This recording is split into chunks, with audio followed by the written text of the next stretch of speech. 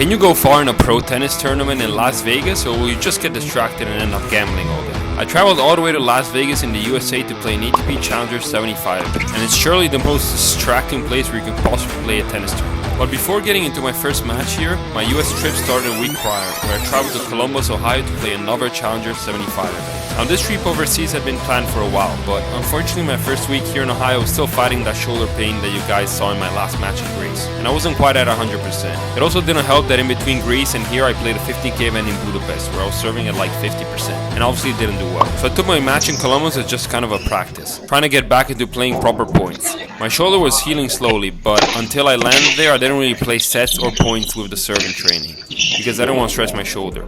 So it wasn't the easiest thing to do to play a full match without having played a set or even a tiebreaker in over 2 weeks.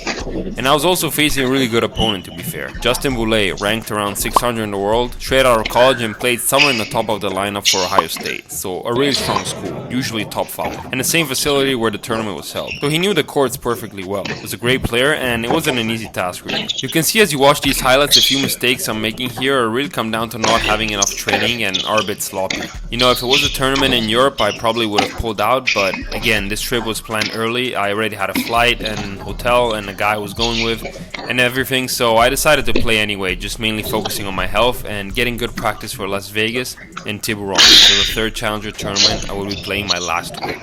But overall it wasn't a bad match on my side, all things considered. My serve wasn't at 100%, but I did manage to play without pain, which for me was the biggest success. The first set was definitely rough, getting down a break early and losing 6-2, despite a lot of games being lost at 30 or relatively close. But the second set was definitely better. I actually went up a break straight away and was leading 2-0. Then sure, I did completely throw away that break, getting broken to love the next game. And not gonna lie, it wasn't super easy to play indoors. Not sure why they held the tournament indoors, when they had really nice outdoor courts. And all other US tournaments in the calendar that month were outdoor. But you know, I had to work with that. It was probably to advantage the guys who went to college there, who usually play on those courts. Save a match point at 5-4, then break him and stay alive, and eventually we reached the tiebreak. Definitely had a rough start there, going 4-1 down and shortly after 5-2. But I kind of fought my way back into it. And at 6-5 here, a chance to make it even on serve. But after the approach, I thought this pass was going way out, but it lands in to give it. I stayed in Columbus for another 4 days practicing outdoors and working on my serve a lot to get some good rhythm there. And played lots of points, obviously, with many different guys to get into that tournament mode, which was kind of missing from this match a little bit. And I would argue that these days of training and working hard were probably the best part of this first week in the US. Because after those, I felt healthy and very ready for my next tournament in Las Vegas. Good morning from Las Vegas. If you've never been to Vegas, this is what it's like. People gambling 24/7. Could be 9 a.m. or 9 p.m. outside, you wouldn't know. There's no windows. The entrance in many casinos is basically you just walk into a casino. And if it's your first time, you look stupid because you're in the casino with just luggage and you don't know where the reception for the hotel is, where to go. That happened to me today again. So, and I've been here already, but still. Had to go and find the hotel reception. It's almost like it's a secondary thing. In case you're wondering, I have to go through the casino to get to my room, which is pretty hilarious.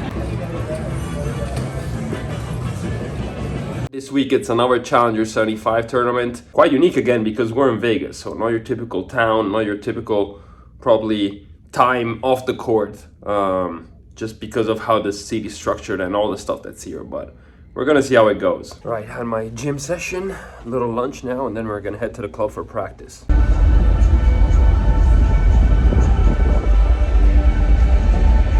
The club had really nice courts, and a lot of them. Something like 20 courts maybe, and it was great for practice, and the weather was lovely as well, despite a tiny bit of rain in the early afternoon. Right, just finished practice. Actually felt really good out there, so stoked about that. Another practice day tomorrow and then match in 2 days. Vamos. The next day I practiced some more and really worked on a serve +1, earning the net and just on having quality first couple of shots. We were a little bit in altitude here, so serve worked really well, but it was not the easiest task to return. Of course, we also had a little fun, as it's supposed to be. You know, there's nothing better, I think, than some healthy competing, and I actually really like this angle to film points, I'm not gonna lie. Also, in the meantime, my coach arrived, so it was really helpful to kind of polish my game a little bit and discuss the game plan in these conditions. Obviously, very different from the previous week playing indoors with air conditioning. After going back to the hotel and having dinner, the draw came out. Okay, so the draw just came out. I'm playing wild card. No ranking. He plays junior, if that's him. I mean, he doesn't even have an ATP profile, so I'm not sure. But I think I saw him this morning. He was a lefty, again junior, and yeah, I'm feeling pumped. I feel like I've trained very well this week. Got a little bit over my kind of shoulder issues that I've had the previous week, and yeah, I'm pumped for tomorrow. Alright, so I start off serving, and despite playing a weaker opponent, I was determined to have a good start and take things into my own hands straight away, playing my aggressive tennis but without too many risks in this case. As you can see, I'm just kind of moving the ball around here with pace, seeing if I can force the mistake. Despite losing the first point, I get up 30-15, and by the way, I was playing on center court today, which is the one you saw a few clips ago, and he had quite a good number of supporters out there. Good down the line forehand here, followed by a chance to approach where I hit to the same side and I'm able to take the point. A missed return gives me the game at 40-30. I like this camera angle, by the way. It makes it look like an ATP match. A little bit like what you'd see on TV. It's not your typical challenger camera. It is a tiny bit choppy, but honestly after a while you don't really notice that anymore. 30-all here, and obviously I want to take that early break to be a little more relaxed and take some pressure off. But so far, he has held his ground pretty well, and I was going to have to work hard to win this point.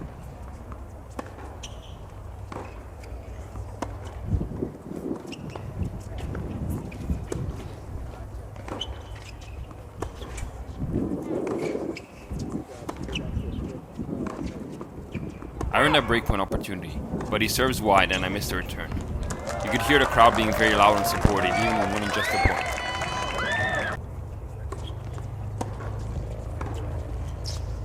And I missed a forehand here, given the game. As I was a bit more in the match now, I knew I had to up the pace a little bit because on the defense he wasn't at his best.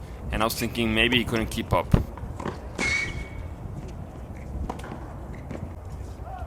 A pretty straightforward game here, holding a love. Love 30 the next game. As I said, I'm trying to speed up and so far it's paying off. I'm even earning some mistakes on slower balls just because he's feeling the pressure now, like this forehand here. At 15-40 I have my second chance to break him.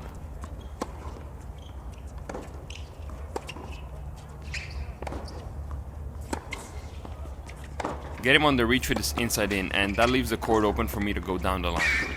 And I'm able to take the break. Keeping the focus high the next game. Obviously being on serve is a big advantage, but nothing comes easy in tennis. As you can see, as I hit fast through the middle, he's doing a pretty good job of getting it back every time. I really need to look for some more angles here and get him on the reach. And I do that perfectly here, hitting short angle forehand at last that he can make back. I missed return at 40 love, and I extend my lead to 4-1.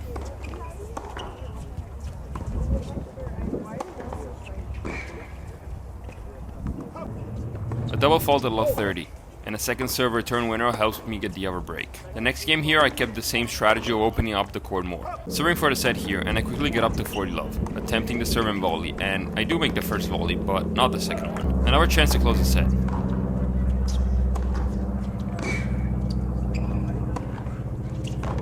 And there it is, 6-1. He starts serving the second set, and my return is short to his forehand, so obviously he approaches and comes forwards, and has an easy overhead to hit. 30-all massive return here gets me a break point. And a forehand miss gives me that break I needed. It was really refreshing after the past few weeks to have my shoulder issue gone and playing freely again. I think that match in Columbus actually helped me get more match rhythm again, and those days of training after as well. Because now I felt fresh and healthy and couldn't wait to compete. I really like these courts actually. Good speed, good bounce. I think that's what a hard court should be. A good medium, not too fast, not too slow, not too bouncy, and so on. Some guys said they were struggling with a bit of altitude here, but after playing in Mexico at 2,600 meters, I didn't even feel anything. 15-30, but he caught me right in the body, and I'm short. I hit a pretty good pass, but he also hits a good volley, and on the reach there I miss.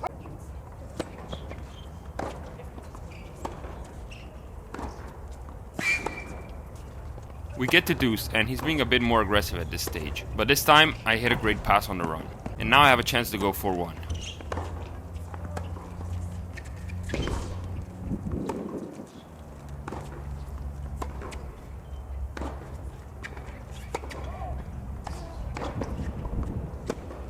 I get the break, and in no time I also get the 5-1. He plays a very good slice serve here, look at the curve on that, and closes the point nicely. A missed return here gives him the game.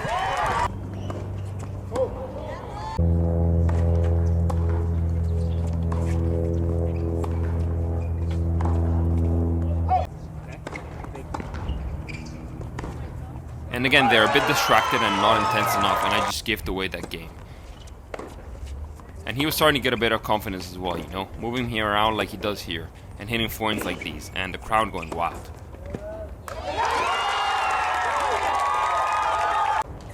And even an ace here at 40-15. Well, now I needed to close this game, definitely didn't want to go to 5-0. And quickly I get to 40 love and hit a massive ace to end it. 6-1, 6-4. I got the first dub in this America trip. Felt pretty good out there. Obviously, opponent, as I kind of predicted and knew, couldn't really hold my pace. But you know, I focused on myself, trying to serve well, trying to place my shots well, not give too much for free anyway.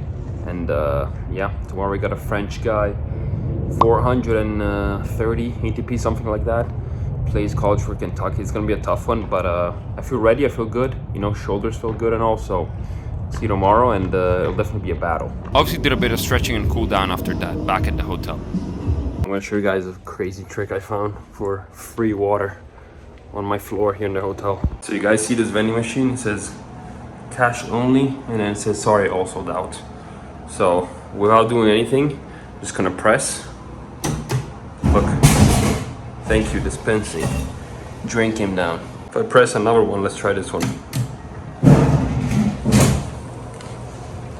Wow, now two came down actually. They're stuck, but let me get them unstuck. One. Look at that, free drinks.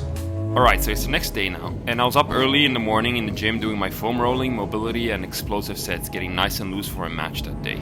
Really important to activate the muscle to step on court already able to move at 100%. And after a good on-court warm-up as well, it was time for the match. Now, at the time I played my opponent, he was ranked in low 400s, as I said. But by the time I'm posting this video, he's down to 330, so very, very good ranking that shows how much growth he's been having. And I knew this was going to be a tough match. But as I'm playing these guys more and more often now, I realized that I have the level to beat them, so I was feeling confident. After a well-fought first game, I'm up 30 love here, en route to a quick hold. 40 love shortly after, and this ball doesn't get called somehow, and yeah, I'm forced to run back here awkwardly. And he closes it at the net. There was no electronic line calling like the other challengers I played this year, so it was all up to the line judges. We were gonna see how this compared to robots and what was better. My opponent had a pretty good serve and definitely more confident on the backhand side. He did not like the forehand much, and he gives me another easy miss. So the strategy here was to obviously hit to the forehand as much as possible and try to get an error or short ball on that side. The third forehand missed here as I earned 2 break points.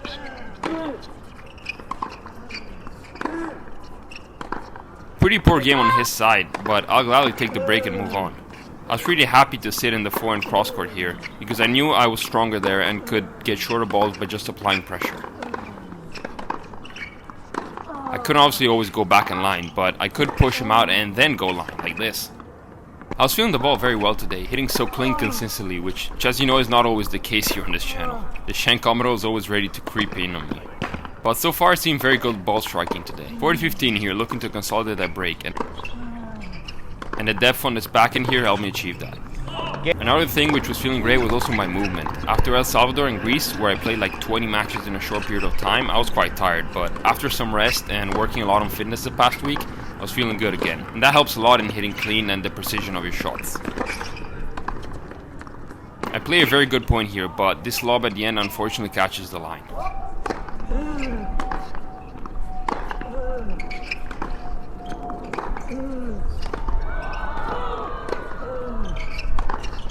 Another great point here. 4-15 here, and he's looking to close the game, but I didn't want to give anything easy to him. He really had to earn a point against me, especially at this stage of the match where if you lose focus even a little bit, your break lead could be gone in an instant.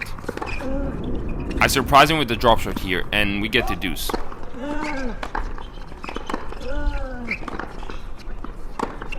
Thought the ball was going to go out there, and I missed this ball a bit late, missing myself. I missed return then, and it's 3-2.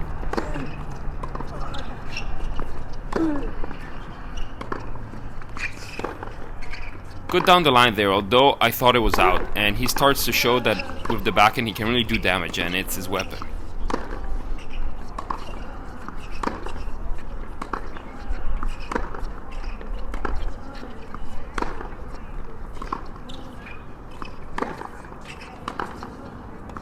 I'm missing the net there and now love 30. Need to figure out something here.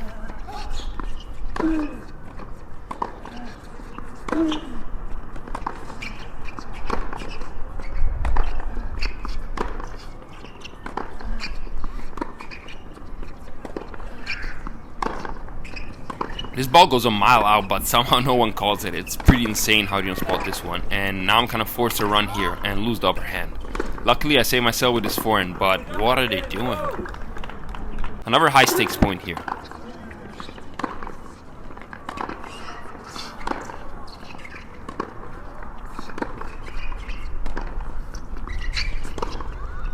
He misses the pass at the net, and now 30 all, big serve to the tee, getting me a short forehand. He half shanks this return on my backhand side, and after playing cross court, I wait there hoping to play inside in, which does in fact happen here, moving the point to the forehand side, where I wanted it to be.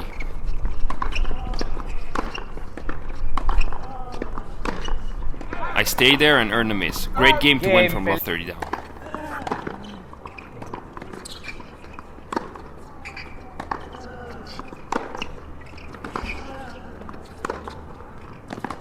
A bit lucky with this volley here, and now at 30 all looking for the extra push to maybe go a double breakup and serving for the set. That wouldn't be too bad.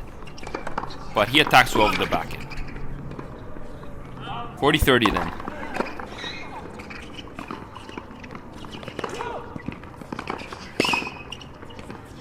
Game. Using the slice line to go back to basics here, pounding forehand cross to forehand cross, and I earned the mistake I was looking for. Now at this point there's a camera malfunction, so I don't really know how I win this game, but this green goes great, up until 5-3, 15-30, so not too long after, luckily. He gets up to 40-30, but this game I was going to give it 110%, especially because if I won it I could start serving the second set. It's once again game point for him though, but as I said, he was going to have to do something special to win this game.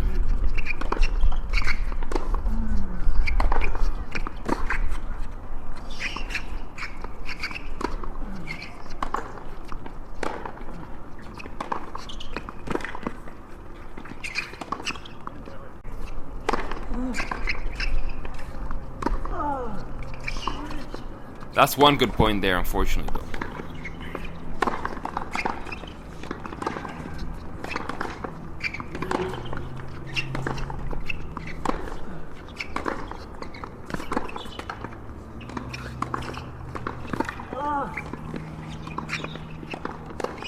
I absolutely let this forehand line rip here to take it to deuce once again. A couple of good serves earn him the game, though. Game. But we're still in a good spot, serving for the set, and 2 first serves in a row are definitely a good start. He goes for too much with this down the line. And ace at 30 love gives 40. him no chance, and at 40 love I get my first set point.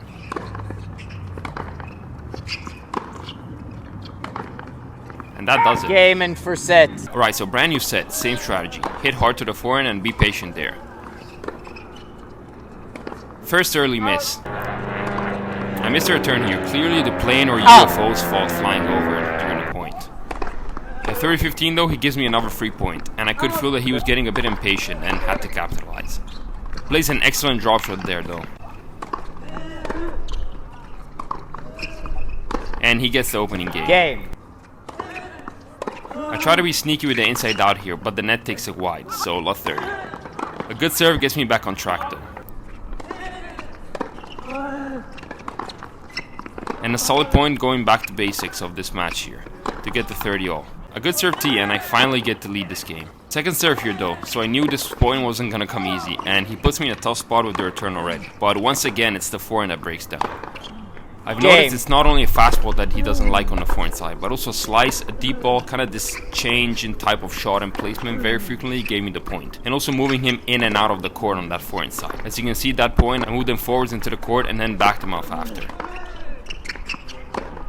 Here a bit slower floating ball, and he slightly mistimes it, giving it too much power. And a double fault here, really a precious gift in this situation. Love 40, a second serve. What a great chance to break it.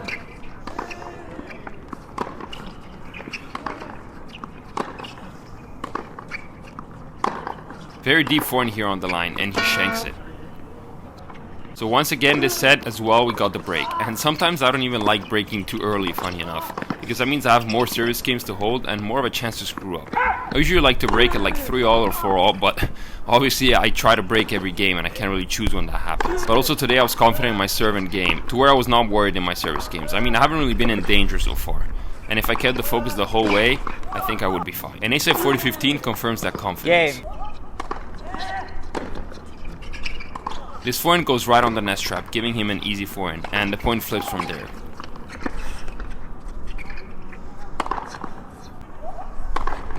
A good serve follows.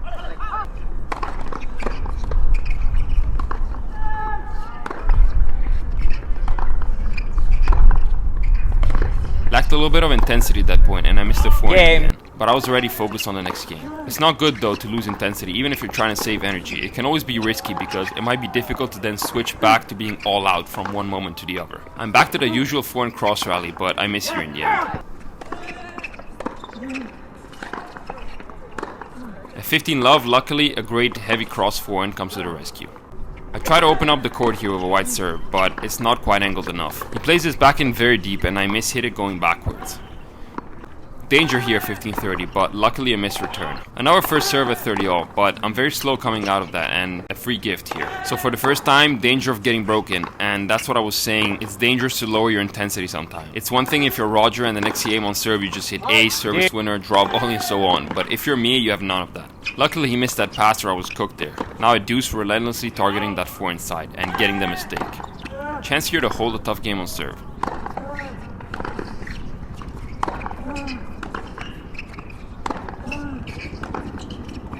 The backhand missed this time. Very tricky game in the back. New balls now, so I had to be a bit more cautious and couldn't rip as much from the back because I would risk missing long. Try to hold on to the typical forehand cross rally here, but out of nowhere he comes out with this down the line winner. And at 15-all a great serve. I was wondering surely why he hadn't played more forehands line. Not necessarily winners, but just to change direction and play on the backhand side. Maybe he usually is more confident on the forehand, I don't know. Another good point constructed with the forehand here. 40-30, I hit a great return and get him on the reach. I decide to play a forehand though, and to the wrong side in addition. Now I'm forced back here and he hits this great volley on my pass right on the line. I go for a lob, but it's just out. Yeah. I definitely tried bringing a little more focus and attention this game because I didn't want it to go like my previous service game. But he seemed a bit more aggressive now, which made me defend more than I did so far. Way to stay solid and take home that point. Good first serve here and a slice on the reach. This time I look up before hitting and choose the correct side to hit a winner. Once again first serve helping out, although he gets a good return. I start moving into the backhand this time before changing pace with a slice to the forehand. They overruled the ball which was on the line, so we have to replay the point. Let's see if that will be a positive or a negative.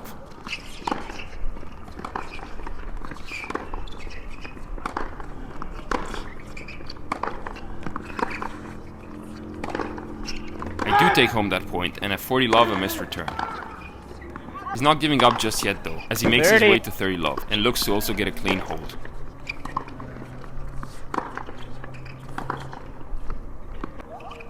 A decent return here at 30-15, and this backhand on the rise he hits is just too good. Game, give it. Alright, serving for the match now, let's get it done. Didn't want to risk too much or look for any lines this game. I've been getting a lot of mistakes the whole match just playing with pace, but also to big targets. Didn't need any fancy winners. And here's the first error. Double fault next though, maybe a little bit of nerve.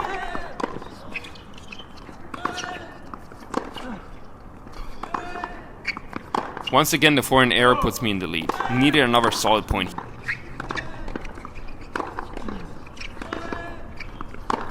I do structure it in a similar way to the last one, but he gets the upper hand and hits a winner. 30-all now, massive point.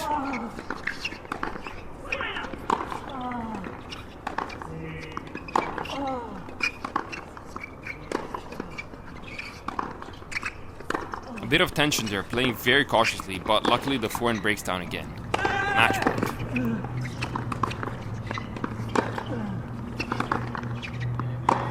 One final forehand miss, and that's the match. 6-4, 6-4. My first qualification in ATP Challenger 75 event. Really happy to go through and go back to winning ways and qualifying for yet another challenger, playing great tennis. Don't miss next week's video as I play a marathon in my first round here.